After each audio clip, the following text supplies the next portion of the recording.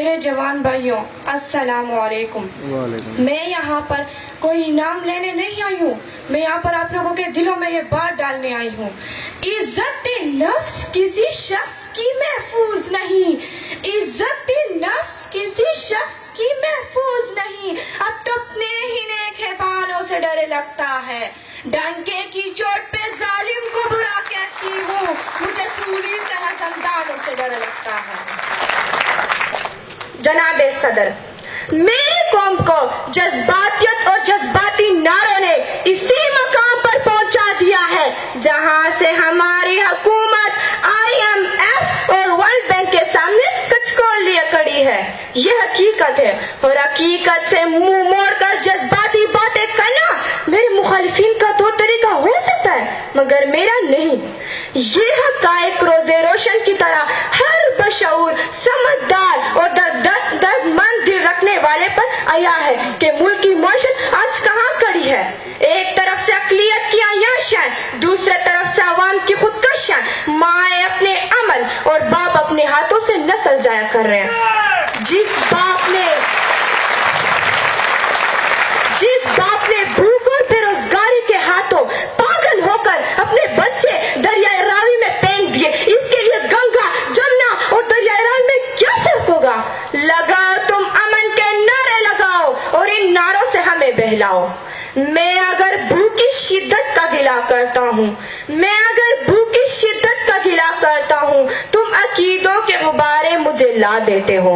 میرے ملبوس کے پڑوس شگاہوں کے عوض کتنے تقدیر سے فرمانے آیا ہے۔ جناب صدر، ہم آزاد نہیں ہے کہ میرے اس ملک میں ہماری کمزور معیشت کی وجہ سے عملی طور پر ہم امریکہ کے غلام ہیں۔ جذباتی باتیں کرنے والوں کہ ہماری سرزمین پر ڈرون طیاروں کے حملے نہیں ہو رہے، صلاحیت رکھنے کے باوجود ہماری جرأت نہیں، ہماری بھوک، ہماری غربت، ہماری کمزور معیشت انہی طیاروں کو گرانے سے روکی ہوئی ہے۔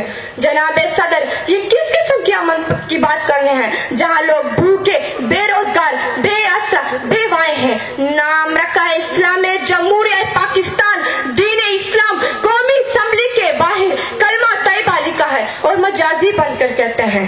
مغرب جمہوریت کے خبروں، رپورٹوں اور تفسیروں کی بیساکھیوں پر چلنے والے یہ دانشور نہیں جانتے کہ جمہوریت کے ان چند گھروں تک محدود رکیل اور داستانیں کتنے گھر اجاڑ دیا۔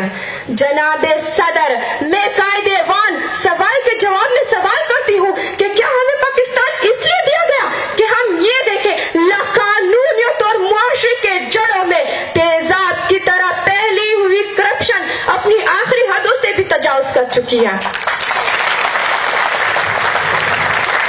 معمولی سے معمولی اور جائز کام کے لیے بھی دام درکار ہے۔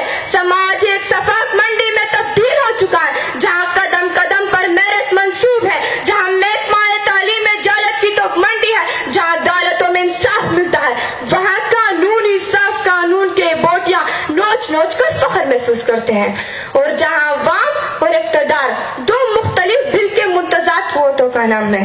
ملک کی آزادی پر بات کرنے سے پہلے ضروری ہے کہ اس ملک کو امن اور محبت کا ملک بنایا جائے۔ مجھے امید ہے کہ ان تمام حقائق کو مد نظر رکھتے ہوئے یہ بشعور عوام اسی قرارداد کو مسترد کرے گا۔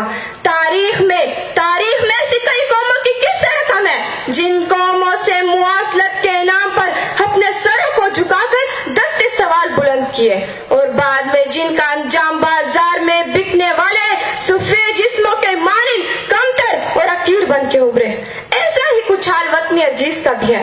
جناب صدر، پاکستان پچھلے 10 سالوں سے امریکہ سے $18 بلین کی ڈالر رقم وصول کر چکا ہے۔ امداد پہ امداد لینے کی وجہ جب ان حکمرانوں سے پوچھی جاتی ہے تو جواب ملتا ہے پاکستان ایک غریب ملک ہے، بھوک اور افلاس انتہا پہ ہے، لہٰذا امداد لینے کے سوا کوئی چارہ نہیں۔ تو جناب اعلیٰ، میں نے سوچا ذرا ان کلمات پر اعتبار کر کے اپنے گھر سے باہر نکل کر دیکھوں کہ امداد کے نام پہ ملنے والی اس بھیک نے میرے ملک کی عوام کی حالت زندگی کہاں تک بدلی ہے۔ تو جناب اعلیٰ، افسوس ہوا، بہت افسوس ہوا، کہیں پہ میں نے بھوک سے بلکتے معصوم بچوں کی آوازیں سنی، تو کہیں پہ میں نے عذرا کے فرنگی کتوں کو سیر ہوتے دیکھا، تو کہیں پہ میں نے بازار میں بکتی آدم کی वज़ीर-ए-आज़म और हुक्मरानों के आगे पीछे जाती 10-10 मर्सिडीज देखी। तो कहीं पे मैंने वज़ीर-ए-आज़म के तन पे लाखों का लिबास देखा, तो कहीं पे मैंने आफिया सिद्दीकी की माँ को इसके इंतजार में दिन दिन मरते देखा, तो कहीं पे मैंने इस मुल्क के हुक्मरानों को अमेरिका की खुशामद में दिन रात एक होते देखा। मैं क्या बताऊं मैंने क्या क्या देखा। ड्रोन हमलों में मरने वालों की लाशों को देखा, कई औरतों के उजड़ते सुहागों को देखा, कहीं नौजवानों के हाथ में डिग्रियां लिए बेरोजगारी के एवज पार्लियामेंट हाउस के सामने आग में जलते देखा, तो कहीं पे मैंने बुजुर्गों को पार्लियामेंट हाउस के सामने पेंशन न मिलने के खातिर हलाक होते देखा।